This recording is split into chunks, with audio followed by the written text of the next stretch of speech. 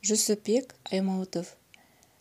Тәрбиеге әсер беретін нәрсе баланы жан-жақты білу, дейді. Рас, кейде баланың болмысы мен табиғатын терең танымай, айтқанымызға көндіруге тырысамыз. Қабілетін ескермей, шамасынан тыс тапсырма жүктейміз. Әке мен бала арасындағы түсінбеушілік осыдан басталады екен. Осы ретте бала тәрбиесіне қатысты білсек байқамай қалатын, сезсек сезінбей жататын бірнеше факторды ескере кетеміз. Біріншіден, оған сөзбен емес, іспен үлгі болу. Айтпа, көрсет, үндеме, үйрет деген принцип осындайда ауадай қажет. Оның көзінше күнәлі іске бой алдырмай, барынша теріс қылықтарды жасаудан бас тартқан абзал. Өйткені бізден кеткен қателікті періште сәби дұрыс екен деп қабылдайды. Екіншіден, жұмсақтық қажет. Бала ата-анасының жылулық сезінбейінше, оның бойында мейірім, махаббат оянбайды. Қателігін бетіне басу орынсыз. Өз қателігін өзі түсініп, көз жеткізуі ләзім. Бұрыс басқан қадамынан сабақ алған ол саналы түрде ендігәрі жат қылықты қайталамауға тырысады. Мінезі қырсық баланы таяқпен түзеймін деу әурешілдік. Санасына келсе сабасына түседі. Бала болған соң бүлдірмей қоймайды. Оны солай қабылдауымыз қажет-ақ. Үшіншіден, кейде қаталдық та қажет.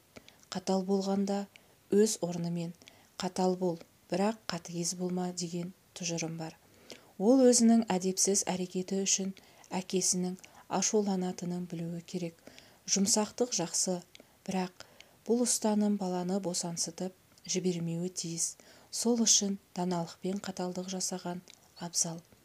Қаталдық жасау, оны қатты жазалау деген сөз емес.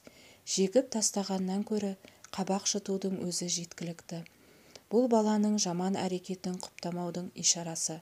Сонда ол өз қателігін түсінеді. Ескеретін жайт, сынған кесе, сызылған қабырға, тағы да басқа ұсақ дүниелер үшін қабақ шыту дұрыс ұстаным емес. Дүниелік заттар баланың жүрегін ауыртудың қасында түк те құны жоқ. Төртіншіден, бала мен үлкен адамдарша пікірлесу, сөйлесу ләзім. Көп жағдайда оған өз ойын ашық айтуға мүмкіндік жасаған жөн. Өз пікірін жеткізе алмай өскен бала есейгенде ынжықтық танытады. Бұған да мән бергеніміз жөн. Балаға ертегі немесе ғибаратты оқиғаны әңгімелеп бердіңіз делік. Айтылған жайттан алар пайдалары туралы кішкентайдың пікірін міндетті түрде сұрауымыз керек. Бұл тәсіл ойлануға, ой қортуға көмектеседі. Әр нәрсенің тағылымды тұстарынан тәрбие алуға итермелейді. Тұжырымды ой айтуға дағдыланған бүлдіршіннің өзіне деген сенімділігі артады. Бесінші, бала тәрбиесімен жүйелі түрде айналысу қажет. Аптасына бір уақытты арнау оның тәрбиесін жүйелі қадағалауға мүмкіндік береді. Бала болған соң бұзықтық жасайды, босаңсиды, теледидардан көргенін қайталайды. Бұл бүлдіршіндерге тән табиғи құбылыс. Сондықтан оған ұдайы көңіл бөлген абзал. Пайғамбарымыз саллаллаху алейхи уассалам бір хадисінде, балаға бір рет көңіл бөліп тәрбие беру 1 сағат көлемінде садақа бергеннен де жақсы деген. Алтыншы, оны қолымен қайырлы істер жасау. Мысалы, көшеде бара жатырсыз делік. Жол бойында қайыр сұраған қарияға, мүгедекке балаңыздың қолымен нан, ақша, тағы да басқа беру.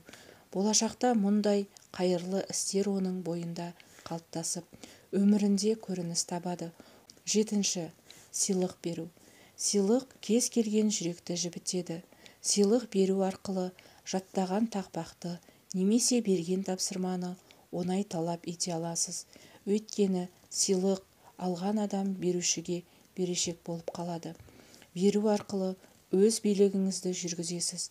Аллах елшісі сыйлық беру адамдар арасындағы сүйіспеншілік пен махаббатты оятып, мейірім мен бауырмашылдық сезімді арттыратынын айтқан. Мереке күндері, аптаның айтулы сәтінде, әсіресе айт, қасиетті жұма күндері отбасын қуанышқа кенелту, оларға сыйлық тарату сауапты іс. 8. Дұғагөйлік. Игі ұрпақты, құлшылығы мен тіршілігі үйлескен үлгілі баланы Алладан тілеу әр мұсылманның міндеті. Өйткені қайырлы ұрпақты пайғамбарлар да жаратушыдан сұраған: бала бер, бала берсең сана бер, сана бермесең ала бер деген сөз қайырлы ұрпақты тілеуден туған ниет. 9. Балаларды алаламау, бәріне бірдей қарау, бірдей көңіл бөлу қажет. Бірін екіншісінен артық жақсы көру үлкен қателік. Мұны бала да сезеді. Дұрыс көңіл бөлінбеген бала дағдарыспен күйзелісті бастан кешеді. Мұсылманның мұраты иманды, ізгі ұрпақ тәрбиелеу. Пайғамбарымыз Мұхаммед саллаллаху алейхи уассалам бір өсиетінде балаға әкенің берер ең жақсы сыйы тәрбие деген екен. Тағы бір хадисте айтылғандай, ата-ана өз ұрпағына тәрбиеден артық мирас, құндылық қалдырып кете алмайды екен. Бұл тәрбиенің маңыздылығын меңзейтін сөз. Бір ғұлама: балам қымбат болса, тәрбиесі одан да қымбат депті. Ендеше бала тәрбиесіне алаңдаған адамның әрбір ізгі амалы садақа. Ұрпағымыз ұлағатты болғай.